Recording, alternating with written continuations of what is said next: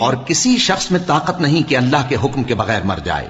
اس نے موت کا وقت مقرر کر کے لکھ رکھا ہے، اور جو شخص دنیا میں اپنے اعمال کا بدلہ چاہے اس کو ہم یہیں بدلہ دے دیں گے، اور جو آخرت میں طالب ثواب ہو اس کو وہاں اجر عطا کریں گے، اور ہم شکر گزاروں کو عنقریب بہت اچھا صلہ دیں گے.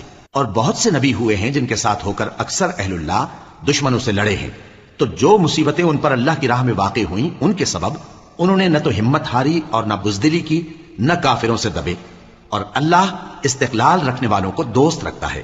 اور اس حالت میں ان کے منہ سے کوئی بات نکلتی تو یہی کہ اے پروردگار، ہمارے گناہ اور زیادتیاں جو ہم اپنے کاموں میں کرتے رہے ہیں معاف فرما، اور ہم کو ثابت قدم رکھ اور کافروں پر فتح عنایت کر.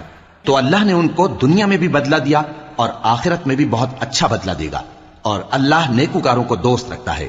مومنو، اگر تم کافروں کا کہا مان لوگے تو وہ تم کو الٹے پاؤں پھیر کر مرتد کر دیں گے.